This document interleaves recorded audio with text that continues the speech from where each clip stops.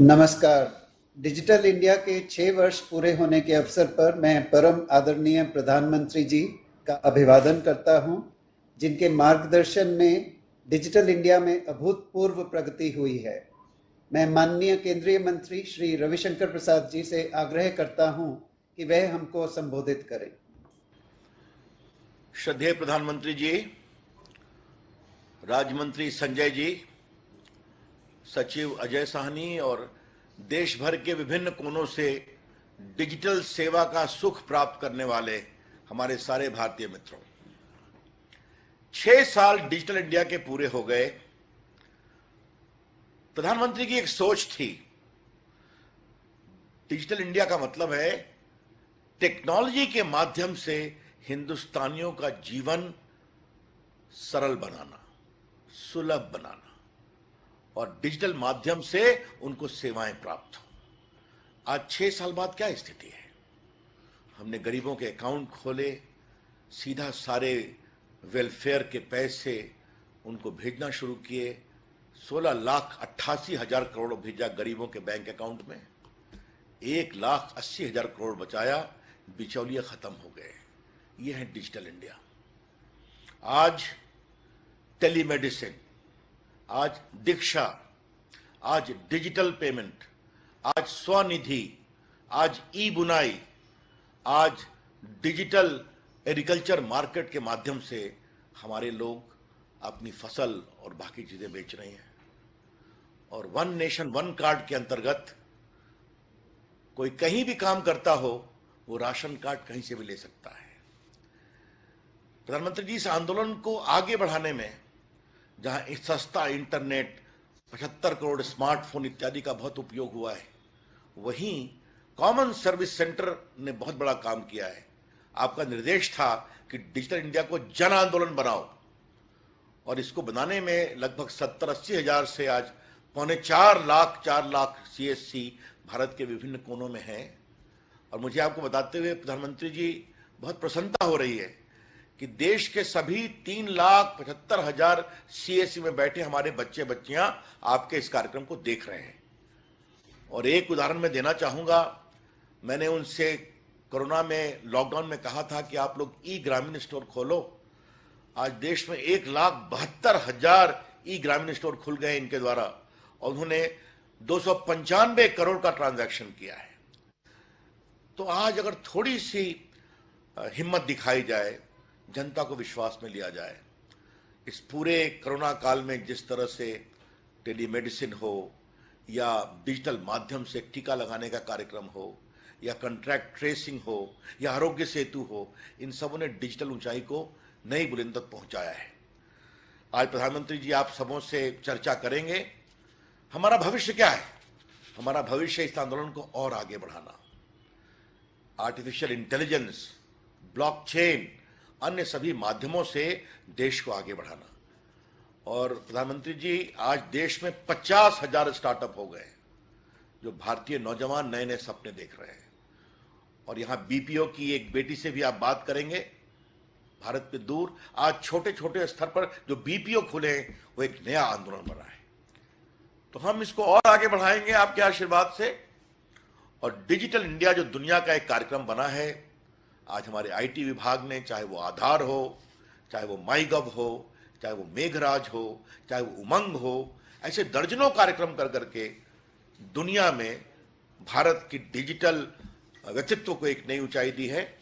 ये सब आपके आशीर्वाद से हुआ है प्रधानमंत्री जी। हम आज पुनः आपके सामने ये संकल्प करते हैं कि 6 साल में हमने इतनी जो ऊंचाई प्राप्त की है, आने वाले समय में देश के घर घर में जो ऑप्टिकल फाइबर नेटवर्क हम ला रहे हैं भारत नेट में, गांव गांव तक, और नया एक संकल्प आए, विश्वास आए, चाहे वो टेलीमेडिसिन हो या कोचिंग हो या दीक्षा हो या स्कॉलरशिप हो या एम्पावरमेंट हो या बुनाई हो या कढ़ाई हो, ये सब एक साथ डिजिटल सेवाएं भारत को और मजबूत करेंगी। ये हमारा संकल्प है। इन्हीं कुछ शब्दों के साथ प्रधानमंत्री जी आपका बहुत बहुत अभिनंदन। आपने आशीर्वाद हमें जो दिया है 6 साल में, और जो सारे हमारे देश भर से डिजिटल के लाभार्थी जुटे हुए हैं, आपको मैं अपनी शुभकामनाएं दूंगा। संकल्प रखिए, भारत को हम और मजबूत करेंगे। धन्यवाद, बहुत बड़ा। धन्यवाद माननीय मंत्री जी। डिजिटल इंडिया को नेतृत्व देने और उसकी उपलब्धियों के बारे में सबको बताने के लिए आपने सही कहा सर कि डिजिटल इंडिया एक मास मूवमेंट बन चुका है और डिजिटल इंक्लूजन को सुनिश्चित करते हुए ये हमें आत्मनिर्भरता की ओर तेजी से बढ़ा रहा है।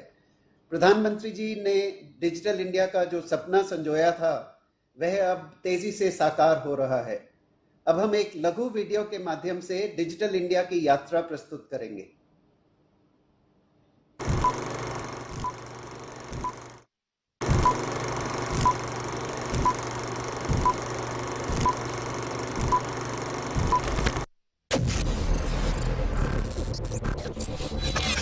I dream of a digital India where quality education reaches the most inaccessible corners driven by digital learning.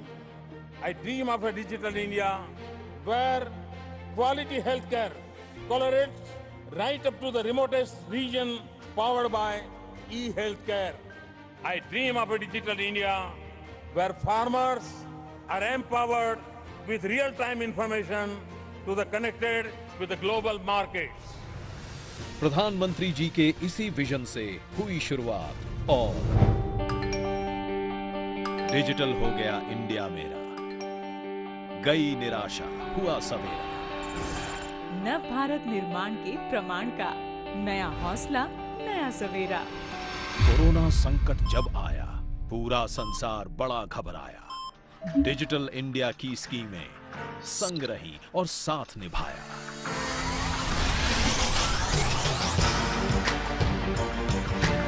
ई नाम पे बेचे किसान फसल, हुई दलाली की मुश्किल हल। नहीं बिचौलिया बीच में आया, बिना कटौती पैसा पाया। गांव में बढ़ता रोजगार, रहा नहीं कोई लाचार। क्यों ढूंढे अब शहर में अवसर, क्यों छोड़े अब गांव और घर। भरे सिलेंडर बटन दबाकर और खातों में सब्सिडी पाकर। हर घर में गृहिणी मुस्कुराई और चिंता से मुक्ति पाई। गांव के खाली मजदूरों को मिलता मनरेगा से काम, मजदूरी मिलती है उनके जनधन खातों के ही नाम। रेहड़ी पटरी वालों को भी डिजिटल इंडिया का उपहार। प्रधानमंत्री स्वनिधि ने जब दुख से उनको लिया उबार। आधार ने दी सबको पहचान, जन सेवाएं की आसान। बिछड़ों को अपनों से मिलाया,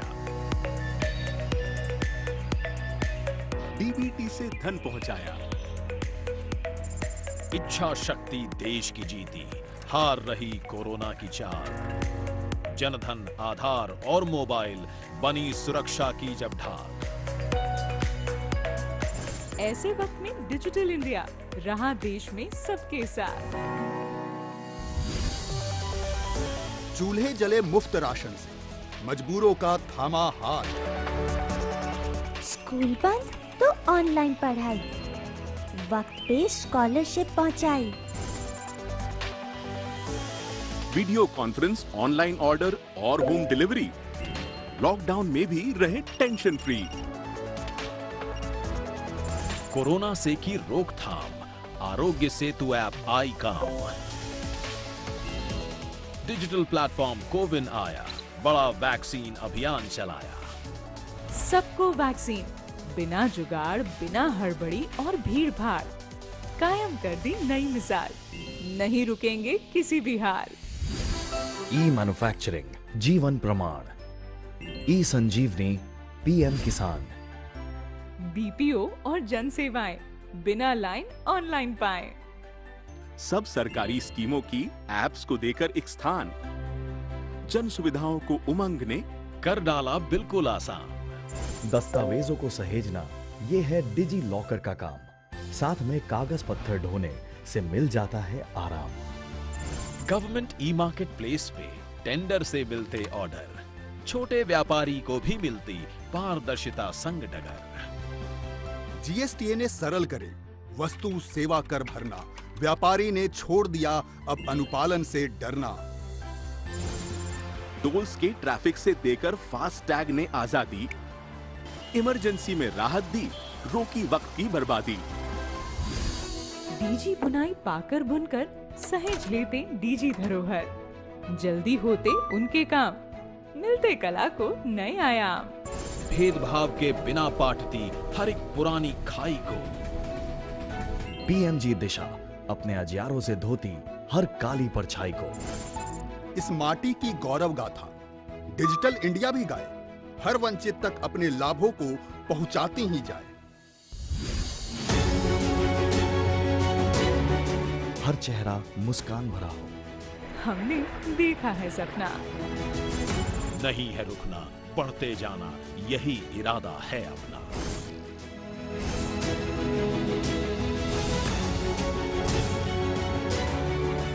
छह साल पहले शुरू हुआ डिजिटल इंडिया मिशन आज करोड़ों लोगों के जीवन का हिस्सा है। आज लोग हर छोटा बड़ा काम खुद ऑनलाइन कर रहे हैं, सही मायनों में आत्मनिर्भर हो रहे हैं। Digital India, power to empower. अब हम माननीय प्रधानमंत्री जी से अनुरोध करेंगे कि वह डिजिटल इंडिया के लाभार्थियों को अपने अनुभवों को हमारे साथ साझा करने की अनुमति दें। सर्वप्रथम हम प्रधानमंत्री ई विद्या प्रोग्राम के अंतर्गत बने दीक्षा प्लेटफॉर्म के लाभार्थी शिक्षिका प्रीतिमा सिंह जी एवं कक्षा 5 की छात्रा कुमारी सुहानी साहू के अनुभवों को जानते हैं। ये हमारे साथ बलरामपुर उत्तर प्रदेश से जुड़ रहे हैं। सुहानी नमस्ते। नमस्ते सर। नमस्ते। सुहानी ये बताइए कि दीक्षा प्रोग्राम के बारे में आपको कैसे पता लगा और उसका क्या फायदा हुआ? दीक्षा प्रोग्राम के बारे में हमें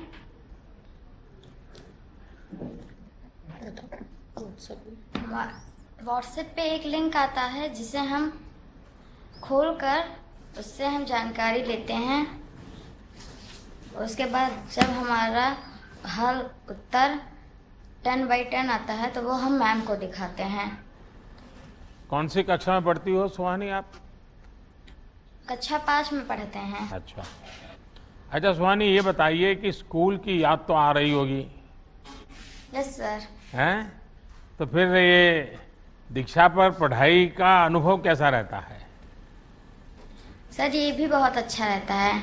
इस पर हम कार्टून पाते हैं और नई नई कहानियाँ और वीडियोस भी रहती हैं।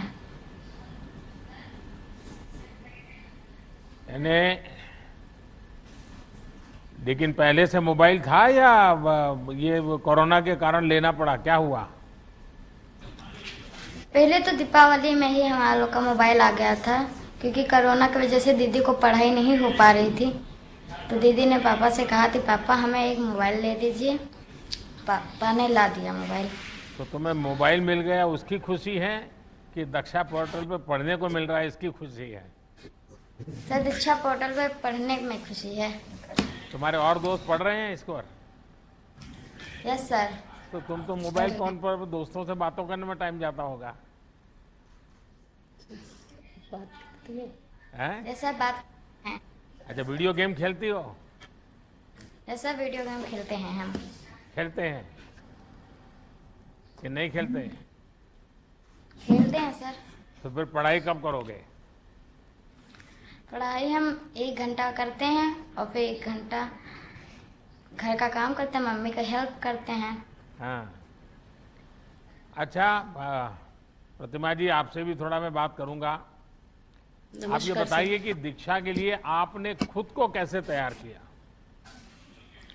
सर दीक्षा पोर्टल बहुत ही उपयोगी है। हम तो 2018 से इसका इस्तेमाल कर रहे थे, लेकिन अभी पेंडेमिक में जब sir face to face classes नहीं हो पा रही है उस वक्त दीक्षा पे 1,62,000 तरह तरह के जो कंटेंट्स हैं वो हमें बच्चों के साथ साझा करने में बहुत ज्यादा आराम मिल रहा था, जिससे बच्चे इंटरैक्टिव फॉर्म में वीडियोस को देख करके। सबसे बड़ी बात सर ये है कि हम देश के किसी भी कोने में इसका इस्तेमाल कर सकते हैं। अगर नेटवर्क नहीं है तो डाउनलोड भी कर सकते हैं कंटेंट्स को।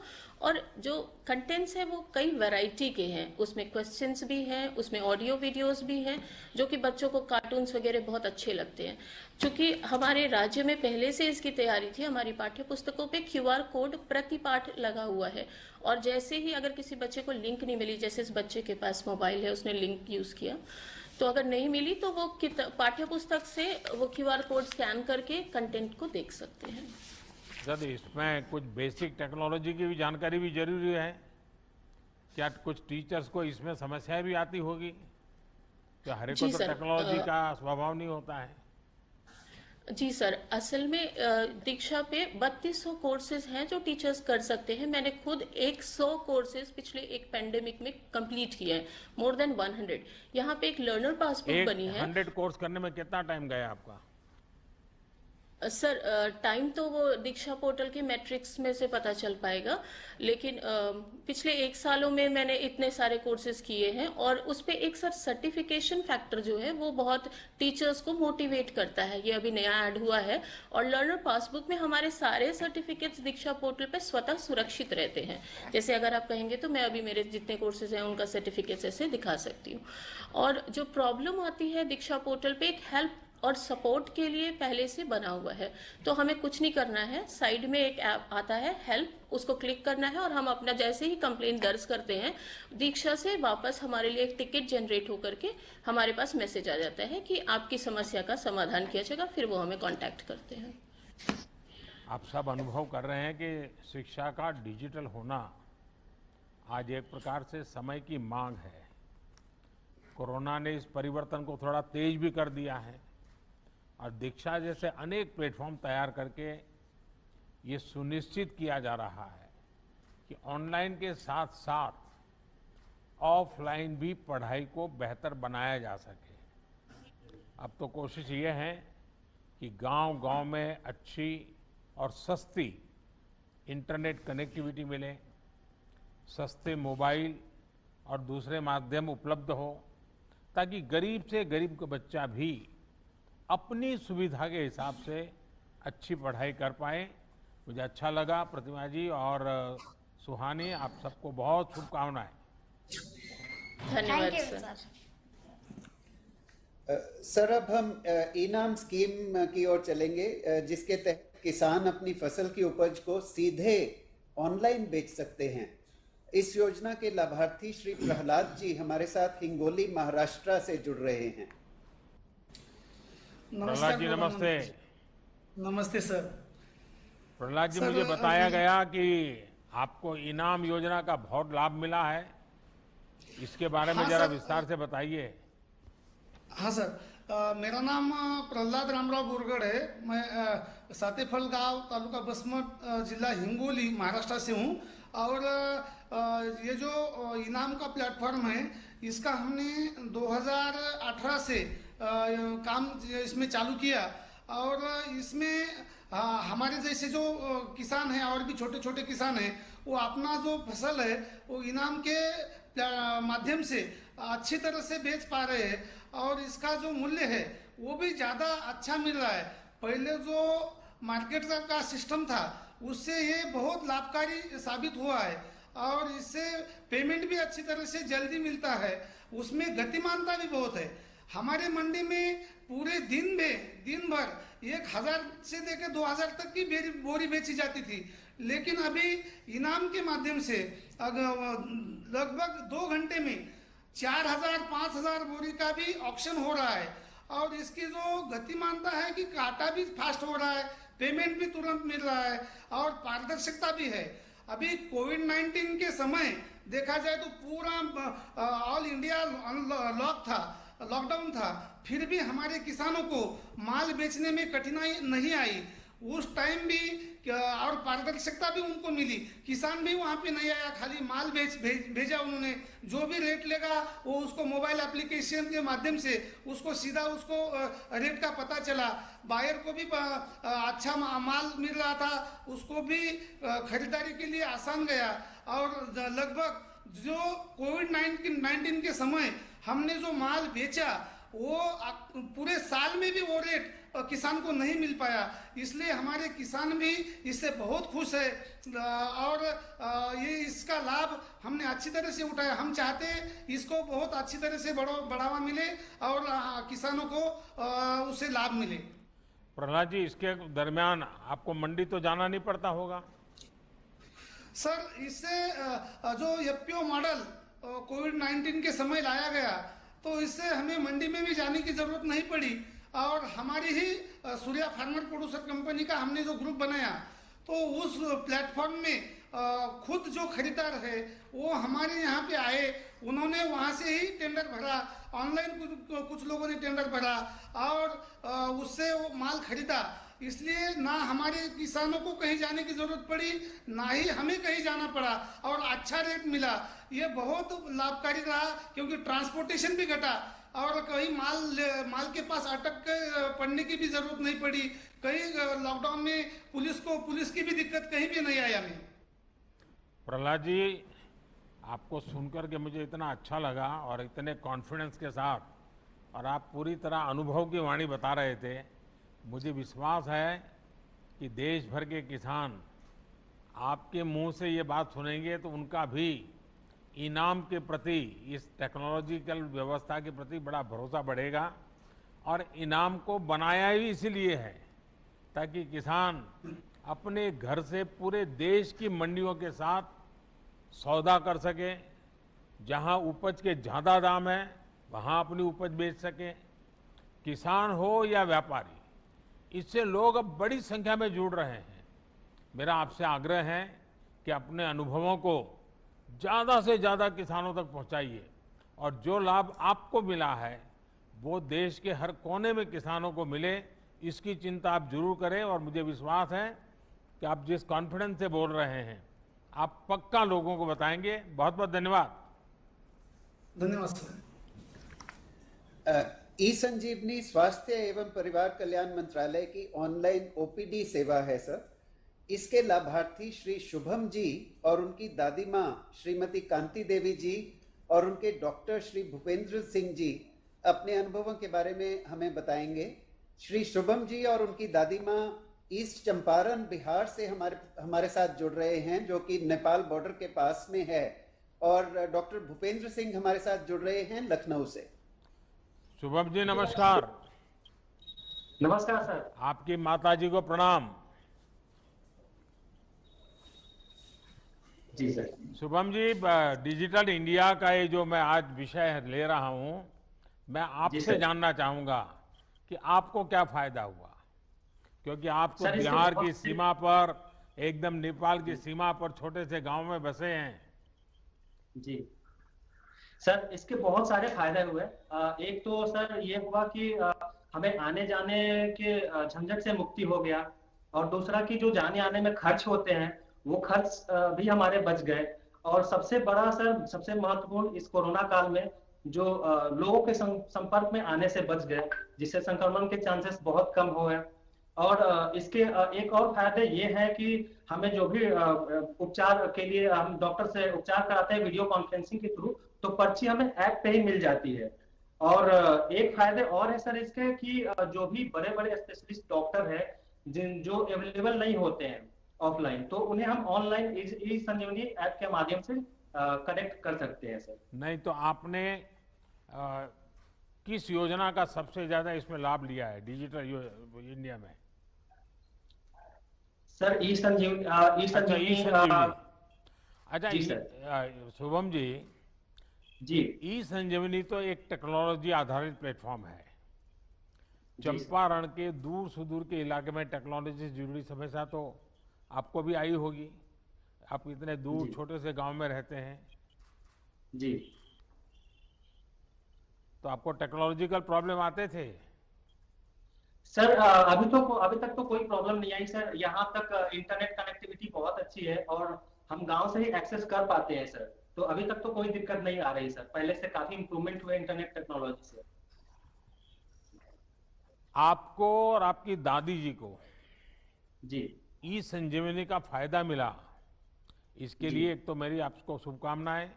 और आप दादी माँ की इतनी सेवा कर रहे हैं, और दादी माँ को इस कठिनाई में लखनऊ ले जाना पड़ता तो कितनी दिक्कत होती, लेकिन वही काम आपको वहीं से हो रहा है। और मुझे बताया गया कि जो डॉक्टर आपकी दादी माँ की सेवा कर रहे हैं वो भी लखनऊ में है और लखनऊ में हमसे जुड़ रहे हैं।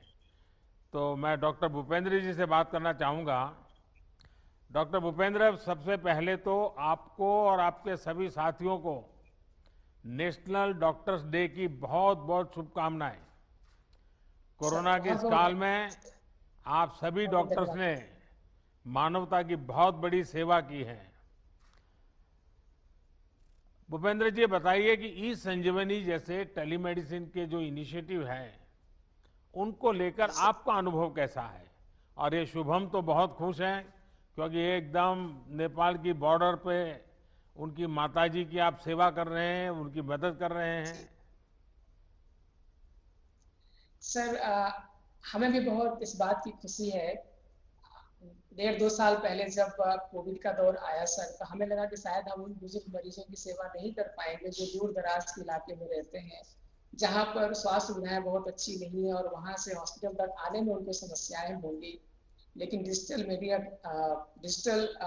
के माध्यम से और ये ई-संजीवनी के माध्यम से हम अपने ऐसे बुजुर्ग मरीजों को भी देख पा रहे हैं सर, जो दूसरे प्रदेश में भी रहते हैं। जैसे शुभम जी दूसरे प्रदेश में रहते हैं, बिहार के रहने वाले हैं, और ऐसे ही लखनऊ से जुड़े हुए ऐसे बहुत सारे डिस्ट्रिक्ट हैं जहाँ के मरीज हमारे पास ऐसे डायरेक्टली नहीं आ पा रहे, उनको भी हम सर संजीवनी के माध्यम से देख पा रहे हैं। पहले ये लगता था सर कि फेस टू फेस अगर हम किसी मरीज से बात नहीं करेंगे तो शायद उतना अच्छा उनका इलाज हम नहीं कर सकते, लेकिन ई संजीवनी शायद मुझे लगता है उसका एक बेहतर अल्टरनेटिव है। जैसे अभी हम आपको देख पा रहे हैं, आपसे बात कर पा रहे हैं, आपकी भावनाओं को दिल से समझ पा रहे हैं, ऐसे ही हम उन बुजुर्ग मरीजों को भी बिल्कुल स्पष्ट देख पाते हैं, उनकी भावनाओं को समझ पाते हैं, उनके व्यवहार को देख पाते हैं, उनके घर वाले के भावनाओं को भी बेहतर तरीके से समझ पाते हैं और उनका फिर इलाज करते हैं सर। इस संजीवनी में सर 2-3 बातें और बहुत अच्छी हैं जो हमें बहुत प्रभावित करती हैं। इस संजीवनी में सर पुराने रिकॉर्ड्स अपलोड करने का भी एक ऑप्शन है। तो जब कभी मरीज कहीं और दिखाया हुआ होता है और पहली बार हमारे साथ इंटरेक्ट करता है तो अपने पुराने रिकॉर्ड्स को उसमें अपलोड कर देता है।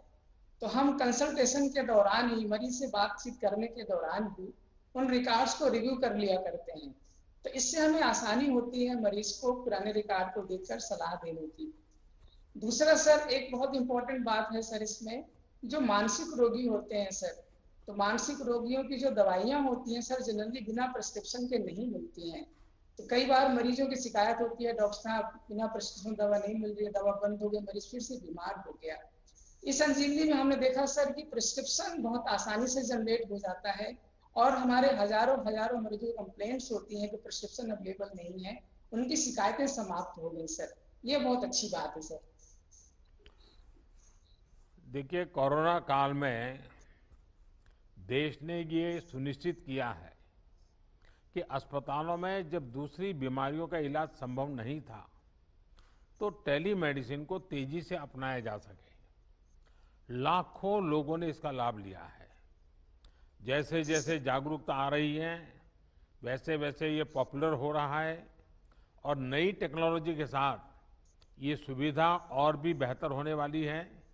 मैं शुभम जी को, वो अपनी दादी माँ की सेवा कर रहे हैं, इसलिए मुझे बड़ा आनंद हो रहा है उनको देख करके।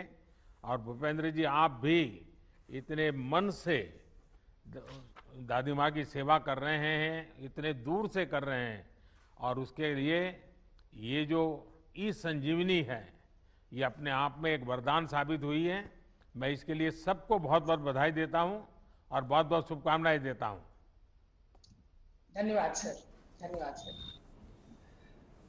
डिजी बुनाई सर एक ऐसा सॉफ्टवेयर है जो बुनकरों के कम समय में डिजाइन बनाने में और कंप्यूटर पर विभिन्न डिजाइनों एवं रंगों को एक साथ देखने में मदद करता है। डिजी बुनाई की लाभार्थी सुश्री अनुपमा दुबे, सुश्री यास्मीन बानो और सुश्री दीक्षा सिंह हमारे साथ वाराणसी उत्तर प्रदेश से जुड़ रही हैं। अनुपा जी नमस्ते। राम सर। हर हर महादेव। महादेव सर। अच्छा, मुझे बताया गया है कि आप पारंपरिक हस्तशिल्प को डीजी बुनाई के माध्यम से नए नए रंग रूप में बाजार में उपलब्ध कराती हैं। ये आप कैसे कर रही हैं, इसके बारे में जरा देश सुनना चाहेगा आपके इस प्रयोग को। मेरा नाम अनुपमा दुबे है, मैं बनारस में पावतपुर में रहने वाली हूँ। डीजी इंडिया के तहत डीजी बुनाई एक सॉफ्टवेयर चलाया गया है, जिसकी ट्रेनिंग मैंने साई इंस्टीट्यूट से ली गई है, जो कि बसनी में है।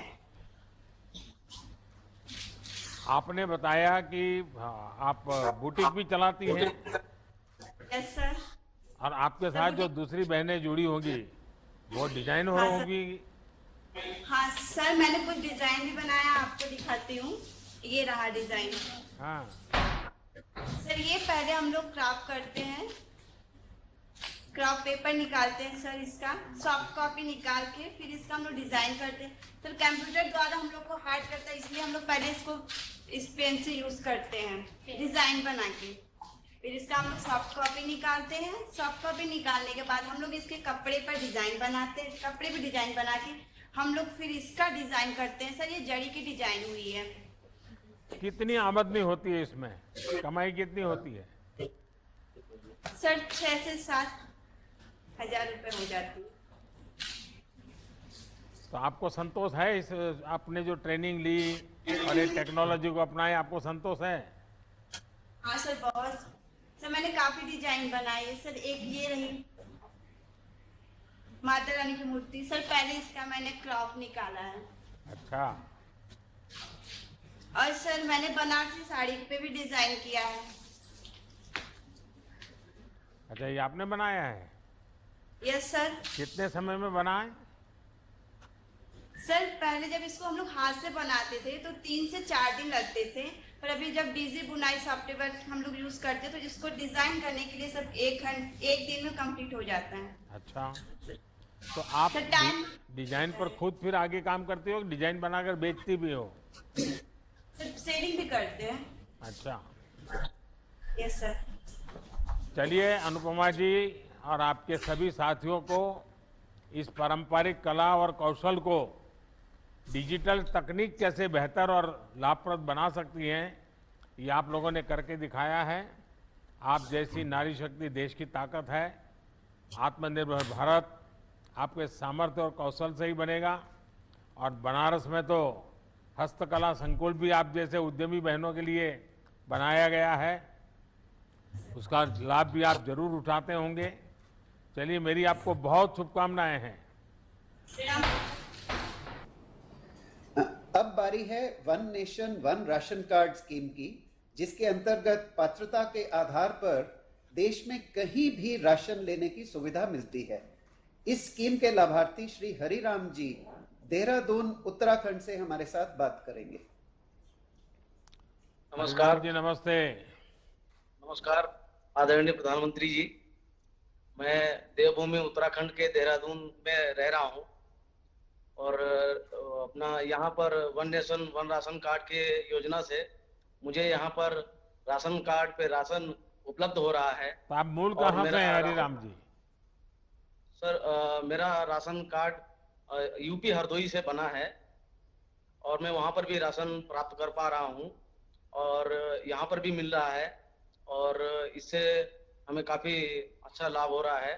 दूसरा, मैं यहाँ पर टैक्सी चलाता हूँ, तो यहाँ पर टैक्सी का भी मैं भीम के थ्रू पेमेंट लेता हूँ, तो इसमें भी मुझे कोरोना काल में काफी अच्छा मतलब लाभ हुआ है। इसमें फिजिकल टचिंग नोट वगैरह ये सब इससे भी मिला है। फास्ट टैग से भी हमें बहुत समय की बचत होती है हमारी, और हमें हमारी सवारी को भी सहूलियत होती है कि हमें समय कम लगता है टोल पे। इसके लिए मैं डिजिटल इंडिया भारत सरकार का तहे दिल से धन्यवाद करता हूँ। हरिराम जी, आप तो स्वयं भी one nation one ration card का बराबर इस्तेमाल किया, कहाँ हरदोई और कहाँ देहरादून, और आप टैक्सी चलाते हैं, लेकिन इस व्यवस्था का आपने फ़ायदा उठाया और one nation one ration card योजना आप नई आई थी तब तो आपको परेशानी रहती होगी? जी सर, बिल्कुल शुरू में हुई थी। बाद में यहाँ से हमने संपर्क किया, यहाँ के जो लोकल अधिकारी उन्होंने हमें बहुत अच्छे से गाइड किया। फिर उन्होंने हमें नाम दिया कि इनसे आप राशन लीजिए, आपको बड़ी आसानी से राशन मिल जाएगा। मुझे मिल गया सर, बहुत आसानी से, बहुत अच्छे से हमको गाइड। और ये भीम ऐप का उपयोग करते हैं और डिजिटल ट्रांजैक्शन करते हैं, वो भी आपके जो क्लाइंट्स होते हैं, कस्टमर होते हैं, उनको सुविधाजनक रहता है? वो तो सर फर्स्ट टाइम जैसे ही आपने बोला था, शुरुआत किया था, उसी दिन मैंने इंस्टॉल कर लिया था। अच्छा। जी सर। तो हरिराम जी, आप तो बिल्कुल टेक्नो से भी हैं, और one nation one ration card, उसके साथ साथ भीम ऐप, और पहले दिन से आप भीम ऐप का उपयोग करके इस काम को कर रहे हैं। आप सचमुच में टेक्नोलॉजी से कितना बड़ा फायदा उठा रहे हैं ये ध्यान में आ रहा है। और आप जैसे देश के करोड़ों श्रमिकों के लिए ये योजना one nation one ration card बहुत बड़ी सुविधा बन रहा है। अब ये संभव हो पाया है कि एक ही राशन कार्ड से शहर में काम कर रहे श्रमिक भी राशन ले पा रहे हैं और उसी कोटे में से गांव में बाकी का परिवार भी राशन ले पा रहा है। और यही तो डिजिटल टेक्नोलॉजी का कमाल है। तो मेरी आपको बहुत बहुत शुभकामनाएं, बहुत बहुत धन्यवाद। अब हम चलते हैं कॉमन सर्विस सेंटर्स द्वारा चलाई जा रही ग्रामीण ई स्टोर सेवा की तरफ, जिसके जरिए गांव के लोग अपनी जरूरत के कई तरह के सामान अपने आसपास के ई स्टोर से ही घर पर मंगवा सकते हैं। स्कीम के लाभार्थी श्री मेहरदत्त शर्मा जी धर्मपुर हिमाचल से अपने खेत से ही हमारे साथ जुड़ रहे हैं। मेहरदत्त जी नमस्कार। सर नमस्कार जी। आप कहाँ से हैं मेहरदत्त जी?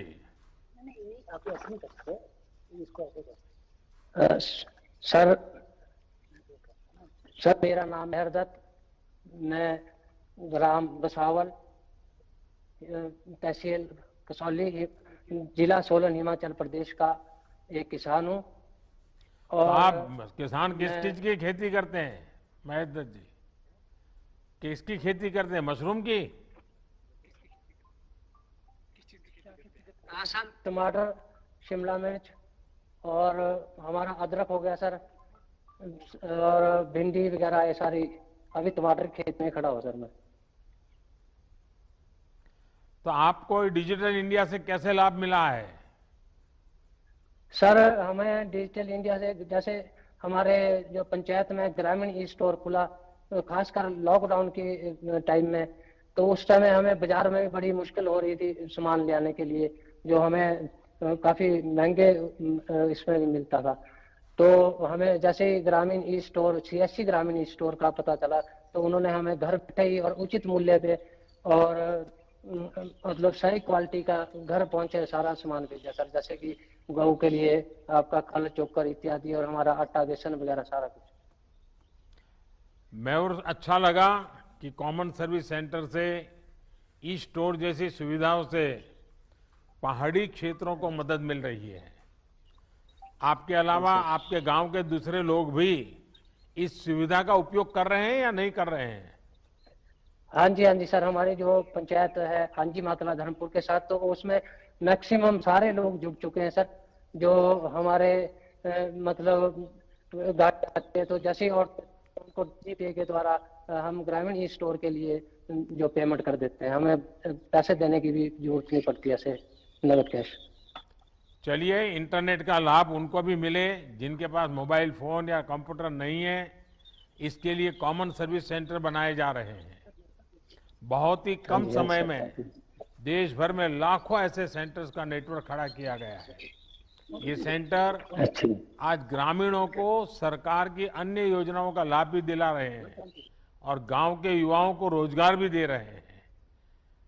चलिए, मेरी तरफ से आपको बहुत शुभकामनाएं हैं। सर, अगली स्कीम है प्रधानमंत्री स्वनिधि योजना। इसके अंतर्गत आसान दरों पर कामकाज के लिए स्ट्रीट वेंडर्स को लोन की सुविधा है, जो कि कम ब्याज पर मिलती है। इस स्कीम की लाभार्थी श्रीमती नाजमीन शाह उज्जैन मध्य प्रदेश से हमारे साथ जुड़ रही हैं। नाजमीन जी नमस्ते। माननीय प्रधानमंत्री जी नमस्ते।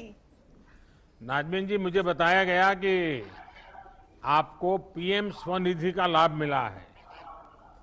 आपको पहले कभी इस प्रकार की मदद मिली थी क्या, और इससे आपको फायदा क्या हुआ? सर, लॉकडाउन के कारण हमारी आर्थिक स्थिति काफी कमजोर हो गई थी। जो बचत थी सर हमारी, वो भी सब खर्च हो गई थी। सर, मेरे जो मिस्टर है वो कार मैकेनिक है सर, और हमारे पास कुछ भी नहीं था सर। तो मुझे अखबार के माध्यम से सर स्वनिधि योजना के बारे में पता चला। सर, मैंने MP ऑनलाइन पर जाकर ऑनलाइन आवेदन किया।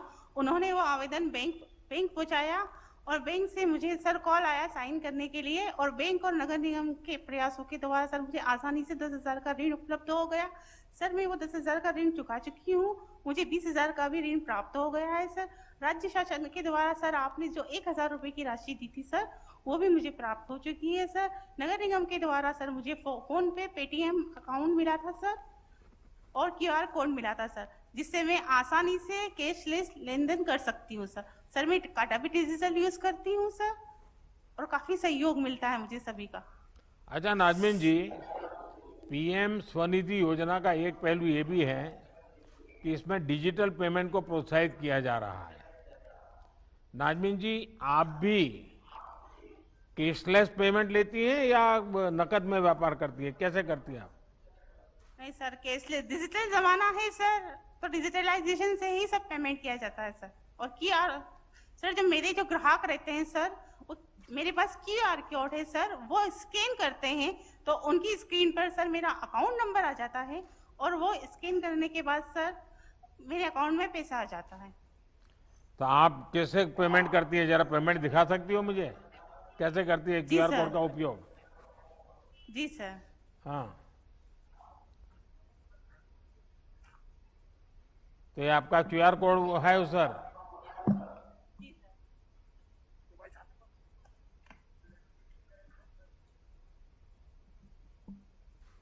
अच्छा, एकदम आपने शुरू कर दिया।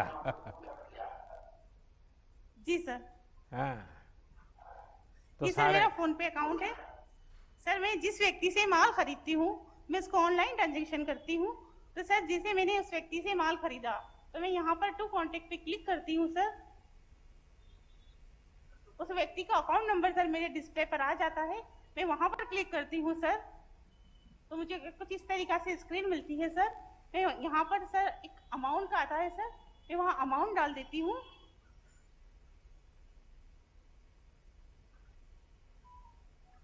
मुझे 1520 रुपए का पेमेंट करना है सर इस व्यक्ति को, और मैं फिर इसको सेंड कर देती हूँ।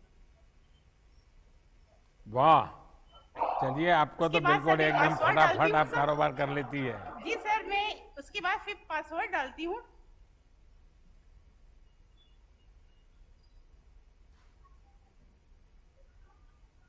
सर कुछ इस तरीके से आता है। हाँ। और उसके पास मैसेज पहुंच जाता है सर। चलिए, बहुत आसान तरीके से आप चीज को कर रही हो नाजमीन जी। हाँ, जनधन, आधार और मोबाइल की त्रिशक्ति आप जैसे सभी मेहनतकश लोग जो हैं उनको और सशक्त के लिए बनाई गई है।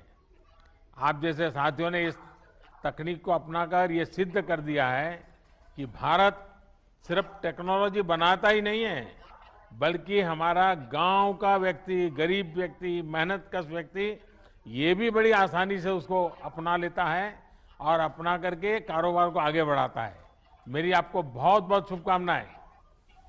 बहुत बहुत शुक्रिया। इस सूची में अंतिम स्कीम है BPO प्रमोशन स्कीम, जिसका उद्देश्य युवाओं को रोजगार के अवसर प्रदान करना भी है और IT/ITES के क्षेत्र में इन्वेस्टमेंट को बढ़ावा देना है। स्कीम की लाभार्थी कुमारी वंडमाफी सियमलिए एक नॉलेज प्रोसेसिंग कंपनी की कर्मचारी हैं और शिलोंग मेघालय से हमारे साथ जुड़ रही हैं। नमस्कार सर। वंडमाफी, how are you? I'm fine sir, I'm so excited to talk to you. हाँ, बताइए। I am Wandamafi Siamle. I belong to East Khasi Hills District, Shillong, Meghalaya. Because of the BPO, KPO was able to set up in Shillong branch, and I was able to transfer back to my hometown from Chennai, where I was working for 7 months. So being in my hometown, I was able to save more, and I was able to be close with my family members, and I was able to work in a very secure and safe manner compared to other states. So I would like to be able, we have been working with doctors from America, and this help, our job description helps the patient and the doctor to be more focused on the physical examination, and we are working as medical scribers to be able to focus on their chart and to help the doctors complete their chart on time and help them be able to save their time and allow the doctors to go home in their usual timing. So currently, sir, I've been working as a trainer, and I've been working for one doctor for almost 3 years. And due to my promotion, I've trained a trainee, and that trainee is able to take my account now. Imagine, Thanks. I'm asking you a hypothetical question.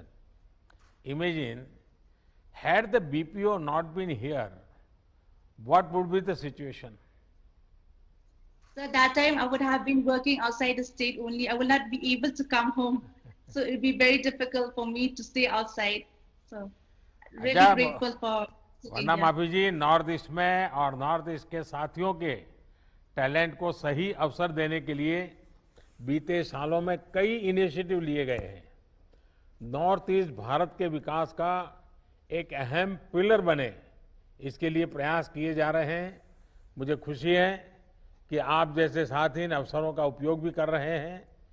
वैसे मुझे बताया गया है कि कल का दिन आपके लिए बहुत खास रहा है। कल ही आपकी एंगेजमेंट हुई है। आप दोनों सुखी स्वस्थ जीवन व्यतीत करें, इसके लिए मेरी तरफ से आपको बहुत बहुत शुभकामनाएं। Thank you sir, thank you so much. माननीय प्रधानमंत्री जी का बहुत आभार कि उन्होंने आज डिजिटल इंडिया के लाभार्थियों के साथ बात करके उनको प्रोत्साहित ही नहीं बल्कि प्रेरित किया है। प्रधानमंत्री जी से विनम्र निवेदन है कि इस अवसर पर अपने अभिभाषण से हमारा मार्गदर्शन करें।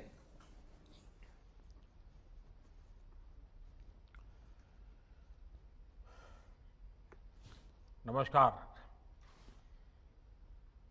केंद्रीय मंत्रिमंडल में मेरे सहयोगी श्री रविशंकर प्रसाद जी, श्रीमान संजय धोत्रे जी, डिजिटल इंडिया के अलग अलग इनिशिएटिव से जुड़े सभी मेरे साथियों, भाइयों और बहनों, डिजिटल इंडिया अभियान के 6 वर्ष पूरे होने पर आप सभी को बहुत बहुत शुभकामनाएं।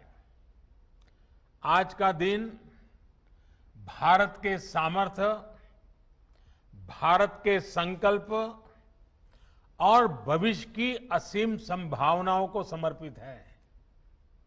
आज का दिन हमें ये याद दिला रहा है कि एक राष्ट्र के रूप में सिर्फ 5-6 वर्षों में हमने डिजिटल स्पेस में कितनी ऊंची छलांग लगाई है। साथियों, भारत को डिजिटल पथ पर तेज गति से आगे बढ़ाते हर देशवासी का जीवन आसान बनाने का सपना पूरे देश का है। इसको पूरा करने में हम सभी दिन रात लगे हुए हैं। देश में आज एक तरफ इनोवेशन का जुनून है, तो दूसरी तरफ इनोवेशन को तेजी से एडप्ट करने का जज्बा भी है। और इसलिए डिजिटल इंडिया भारत का संकल्प है। डिजिटल इंडिया आत्मनिर्भर भारत की साधना है। डिजिटल इंडिया 21वीं सदी में सशक्त होते भारत का एक जयघोष है। साथियों, मिनिमम गवर्नमेंट मैक्सिमम गवर्नेंस के सिद्धांतों पर चलते हुए सरकार और जनता के बीच, सिस्टम और सुविधाओं के बीच, समस्याओं और सर्विस के बीच गैप कम करना, इनके बीच की मुश्किलें खत्म करना और जन सामान्य की सुविधा बढ़ाना इस समय की मांग रहा है। और इसलिए डिजिटल इंडिया सामान्य नागरिक को सुविधा और उनके एम्पावरमेंट का एक बहुत सशक्त माध्यम है। साथियों, डिजिटल इंडिया ने कैसे संभव किया है, इसका शानदार उदाहरण है डिजी लॉकर। स्कूल के सर्टिफिकेट, कॉलेज की डिग्री, ड्राइविंग लाइसेंस, पासपोर्ट, आधार या दूसरे दस्तावेजों को संभाल कर रखना हमेशा से लोगों के लिए बहुत बड़ी चिंता रहती है। कई बार बाढ़ में, भूकंप में, सुनामी में, कहीं आग लगने की वजह से लोगों के जरूरी पहचान पत्र नष्ट हो जाते हैं। लेकिन अब 10वीं, 12वीं, कॉलेज, यूनिवर्सिटी के मार्कशीट से लेकर दूसरे तमाम दस्तावेज सीधे डिजी लॉकर में सहज रूप से रखे जा सकते हैं। अभी कोरोना के इस काल में कई शहरों के कॉलेज एडमिशन के लिए स्कूल सर्टिफिकेट्स का वेरिफिकेशन डिजी लॉकर की मदद से ही कर रहे हैं। साथियों, ड्राइविंग लाइसेंस हो, बर्थ सर्टिफिकेट हो, बिजली का बिल भरना हो, पानी का बिल भरना हो, इनकम टैक्स रिटर्न भरना हो, इस तरह के अनेक कामों के लिए अब प्रक्रियाएं डिजिटल इंडिया की मदद से बहुत आसान, बहुत तेज हुई है। और गांवों में तो ये सब अब अपने घर के पास सीएससी सेंटर में भी हो रहा है। डिजिटल इंडिया ने गरीब को मिलने वाले राशन की डिलीवरी को भी आसान किया है। ये डिजिटल इंडिया की ही शक्ति है कि one nation one ration card का संकल्प पूरा हो रहा है। अब दूसरे राज्य में जाने से नया राशन कार्ड नहीं बनाना होगा। एक ही राशन कार्ड पूरे देश में मान्य है और इसके सबसे बड़ा लाभ उन श्रमिक परिवारों को हो रहा है जो काम के लिए दूसरे राज्यों में जाते हैं। अभी मेरी ऐसे ही एक साथी से बात भी हुई। हाल ही में माननीय सर्वोच्च न्यायालय ने भी इससे जुड़ा एक बड़ा अहम फैसला दिया है। कुछ राज्य हैं जो इन बात को मानते नहीं थे। आखिरकार सुप्रीम कोर्ट ने हुक्म किया है कि इन राज्यों ने अब तक जिन्होंने one ration card, one nation वाला बात नहीं स्वीकार किए हैं, वो तुरंत लागू करें। हुक्म करना पड़ा सुप्रीम कोर्ट को और उन्हें भी इसी योजना का लागू करने के लिए कहा गया है। मैं इस फैसले के लिए सुप्रीम कोर्ट का भी अभिनंदन करता हूं, क्योंकि ये गरीबों के लिए है, मजदूरों के लिए है, अपने स्थान से बाहर जिनको जाना पड़ रहा है उनके लिए है। और अगर संवेदनशीलता है तो ऐसे काम को प्राथमिकता तुरंत मिलती है। साथियों, डिजिटल इंडिया आत्मनिर्भर भारत के संकल्प को मजबूत से आगे बढ़ा रहा है। डिजिटल इंडिया उन लोगों को भी सिस्टम से कनेक्ट कर रहा है जिन्होंने कभी इसकी कल्पना भी नहीं की थी। अभी कुछ और लाभार्थियों से मैंने बात की है। वो बड़े गौरव और संतोष के साथ बता रहे थे कि डिजिटल समाधान से कैसे उनके जीवन में बदलाव आया है। रेहड़ी, ठेला, पटरी वालों ने कब सोचा था कि वो बैंकिंग सिस्टम से जुड़ेंगे और उनको भी बैंक से आसान और सस्ता ऋण मिलेगा। लेकिन आज स्वनिधि योजना से ये संभव हो रहा है। गांव में घर और जमीन से जुड़े विवाद और असुरक्षा की खबरें भी अक्सर सुनने को आती रहती हैं। लेकिन अब स्वामित्व योजना के तहत गांव की जमीनों को ड्रोन मैपिंग की जा रही है। डिजिटल माध्यम से ग्रामीणों को अपने घर की कानूनी सुरक्षा का दस्तावेज मिल रहा है। ऑनलाइन पढ़ाई से लेकर दवाई तक के लिए जो प्लेटफॉर्म विकसित किए गए हैं, उनसे देश के करोड़ों साथी आज लाभान्वित हो रहे हैं। साथियों, दूर सुदूर तक स्वास्थ्य सुविधाओं को पहुंचाने में भी डिजिटल इंडिया अहम भूमिका निभा रहा है। थोड़ी देर पहले बिहार के साथी ने मुझे बताया कि ई संजीवनी ने कैसे इस मुश्किल समय में घर बैठे ही उनकी दादी मां के स्वास्थ्य लाभ की चिंता की। सबको स्वास्थ्य सुविधा मिले, समय पर अच्छी सुविधा मिले, ये हमारी प्राथमिकता है और इसके लिए नेशनल डिजिटल हेल्थ मिशन के तहत एक प्रभावी प्लेटफॉर्म पर भी काम चल रहा है। इस कोरोना काल में जो डिजिटल सॉल्यूशन भारत ने तैयार किए हैं वो आज पूरी दुनिया में चर्चा का भी विषय है और आकर्षण का भी विषय है। दुनिया के सबसे बड़े डिजिटल कॉन्टैक्ट ट्रेसिंग ऐप में से एक आरोग्य सेतु का कोरोना संक्रमण को रोकने में बहुत मदद मिली है। टीकाकरण के लिए भारत के कोविन ऐप में भी आज अनेकों देश दिलचस्पी दिखा रहे हैं। वो चाहते हैं उनके देश में इस योजना का लाभ मिले। वैक्सीनेशन की प्रक्रिया के लिए ऐसा मॉनिटरिंग टूल होना हमारी तकनीकी कुशलता का प्रमाण है। साथियों, कोविड काल में ही हमने अनुभव किया कि डिजिटल इंडिया ने हमारे काम को कितना सरल बना दिया है। आज तो हम देखते हैं कि कोई पहाड़ों से, कोई गांवों में बने होम स्टे से अपना काम कर रहा है। कल्पना कीजिए, ये डिजिटल कनेक्ट नहीं होता तो कोरोना काल में क्या स्थिति होती। कुछ लोग डिजिटल इंडिया के प्रयासों को सिर्फ गरीब से जोड़कर देखते हैं, लेकिन इस अभियान ने मध्यम वर्ग और युवाओं की जिंदगी भी बदल दी है। और हमारे ये जो आजकल ये जो मिलेनियल्स हैं, अगर आज ये सारा दुनिया न होती, टेक्नोलॉजी न होती तो उनका क्या हाल होता। बिना सस्ते स्मार्टफोन, सस्ते इंटरनेट और सस्ते डेटा के उनके डेली रूटीन में जमीन आसमान का अंतर होता। इसलिए मैं कहता हूं, डिजिटल इंडिया यानी सबको अवसर, सबको सुविधा, सबकी भागीदारी। डिजिटल इंडिया यानी सरकारी तंत्र तक हर किसी की पहुंच।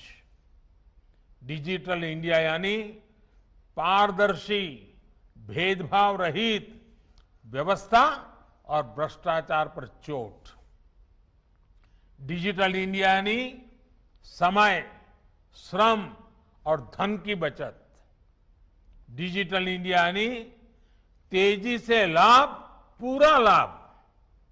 डिजिटल इंडिया यानी मिनिमम गवर्नमेंट, मैक्सिमम गवर्नेंस।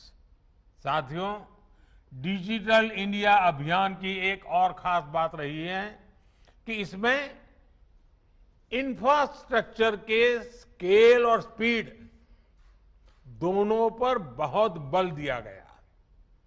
देश के गांवों में करीब 2.5 लाख कॉमन सर्विस सेंटर ने इंटरनेट को वहां भी पहुंचाया जहां कभी ये बहुत मुश्किल माना जाता था। भारत नेट योजना के तहत गांव-गांव ब्रॉडबैंड इंटरनेट पहुंचाने के लिए मिशन मोड पर काम चल रहा है। पीएम वाणी योजना से देश भर में ऐसे एक्सेस पॉइंट बनाए जा रहे हैं जहां कम से कम कीमत में ब्रॉडबैंड वाईफाई इंटरनेट उपलब्ध हो सके। इससे विशेष रूप से हमारे गरीब परिवार के बच्चों को, युवा साथियों को ऑनलाइन शिक्षा के अवसरों से जोड़ने में मदद मिलेगी। अब तो कोशिश ये भी है कि देश में सस्ते टैबलेट्स और दूसरे डिजिटल डिवाइस उपलब्ध हो सके। इसके लिए देश और दुनिया की इलेक्ट्रॉनिक्स कंपनियों को पीएलआई स्कीम की सुविधा दी गई है।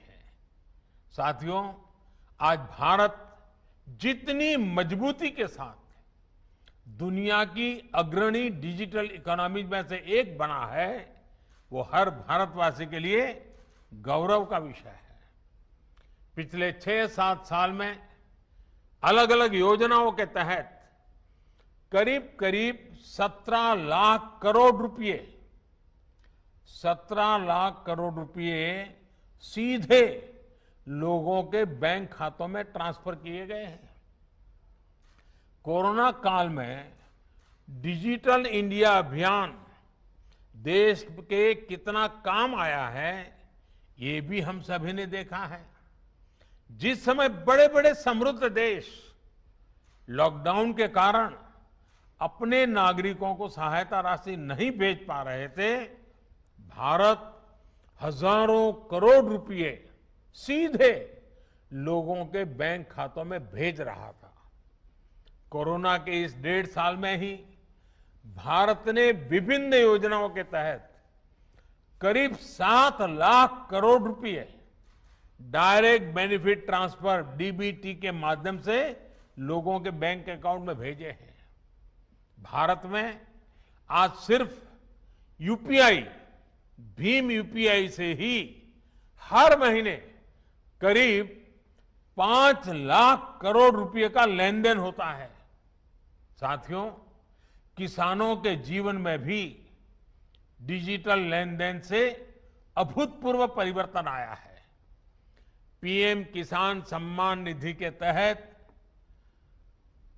10 करोड़ से ज्यादा किसान परिवारों को 1,35,000 करोड़ रुपए सीधे बैंक अकाउंट में जमा किए गए हैं। डिजिटल इंडिया ने वन नेशन वन एमएसपी की भावना को भी साकार किया है। इस वर्ष गेहूं की रिकॉर्ड खरीद का लगभग 85,000 करोड़ रुपए सीधे किसान के बैंक खाते में पहुंचा है। इनाम पोर्टल से ही अब तक देश के किसान 1,35,000 करोड़ रुपए से ज्यादा का लेन देन कर चुके हैं। साथियों, वन नेशन वन कार्ड यानी देश भर में ट्रांसपोर्ट और दूसरी सुविधाओं के लिए पेमेंट का एक ही माध्यम एक बहुत बड़ी सुविधा सिद्ध होने वाला है। फास्टैग के आने से पूरे देश में ट्रांसपोर्ट आसान भी हुआ है, सस्ता भी हुआ है और समय की भी बचत हो रही है। इसी तरह जीएसटी से ई वे बिल्स की व्यवस्था से देश में व्यापार कारोबार में सुविधा और पारदर्शिता दोनों सुनिश्चित हुई है। कल ही जीएसटी को 4 वर्ष पूरे हुए हैं। कोरोना काल के बावजूद पिछले 8 महीने से लगातार जीएसटी रेवेन्यू 1 लाख करोड़ रुपए के मार्क को पार कर रहा है। आज 1,28,00,000 से अधिक रजिस्टर्ड उद्यमी इसका लाभ ले रहे हैं। वहीं गवर्नमेंट ई मार्केट प्लेस यानी जेम से होने वाली सरकारी खरीद ने पारदर्शिता बढ़ाई है, छोटे से छोटे व्यापारी को अवसर दिया है। साथियों, ये दशक डिजिटल टेक्नोलॉजी में भारत की क्षमताओं को ग्लोबल डिजिटल इकोनॉमी में भारत की हिस्सेदारी को बहुत ज्यादा बढ़ाने वाला है। इसलिए बड़े बड़े एक्सपर्ट्स इस दशक को इंडिया टेकट के रूप में देख रहे हैं। एक अनुमान है कि अगले कुछ सालों में भारत की दर्जनों टेक्नोलॉजी कंपनियां यूनिकॉर्न क्लब में शामिल होगी। ये दिखाता है कि डेटा और डेमोग्राफिक डिविडेंड की सामूहिक ताकत कितना बड़ा अवसर हमारे सामने ला रही है। साथियों, 5G टेक्नोलॉजी पूरी दुनिया में जीवन के हर पहलू में बड़े बदलाव करने वाली है। भारत भी इसके लिए तैयारी में जुटा है। आज जब दुनिया इंडस्ट्री 4.0 की बात कर रही है, तो भारत इसके एक बड़े भागीदार के रूप में उपस्थित है। डेटा पावर हाउस के रूप में भी अपनी जिम्मेदारी का भारत को एहसास है। इसलिए डेटा प्रोटेक्शन के लिए भी हर जरूरी प्रावधान पर निरंतर काम चल रहा है। कुछ दिन पहले ही साइबर सिक्योरिटी से जुड़ी इंटरनेशनल रैंकिंग आई है। 180 से ज्यादा देशों के ITU global cyber security index में भारत दुनिया के टॉप 10 कंट्रीज में टॉप 10 देशों में शामिल हो चुका है। साल भर पहले तक हम इसमें 47वीं रैंक पर थे, करीब करीब 50। साथियों, मुझे भारत के युवाओं पर, उनके सामर्थ्य पर पूरा भरोसा है। मुझे विश्वास है कि हमारे युवा डिजिटल एम्पावरमेंट को नई ऊंचाइयों पर पहुंचाते रहेंगे। हमें मिलकर प्रयास करते रहना होगा। हम इस डेकेड को इंडिया टेकेड बनाने में सफल होंगे। इसी कामना के साथ आप सभी को फिर से मेरी बहुत बहुत शुभकामनाएं। माननीय प्रधानमंत्री जी, आपके प्रेरणादायक और उत्साहवर्धक शब्दों के लिए आपको कोटि कोटि आभार। हम आपको विश्वास दिलाना चाहते हैं कि आपके देखे हुए हर सपने को साकार करने के लिए हम भरसक प्रयास करेंगे। इस अवसर पर मैं माननीय मंत्री जी का एवं सभी लाभार्थियों का कार्यक्रम के लिए अपना बहुमूल्य समय देने के लिए आभार व्यक्त करता हूं। इस कार्यक्रम से जुड़े अपने सभी ऑफिसर्स, विशेषकर डिजिटल इंडिया कॉर्पोरेशन के एमडी श्री अभिषेक सिंह जी एवं उनके सहकर्मियों को धन्यवाद देता हूं, जिन्होंने इस कार्यक्रम को सफल बनाने के लिए रात दिन कड़ा परिश्रम किया है। आपको बहुत बहुत आभार। धन्यवाद। जय हिंद।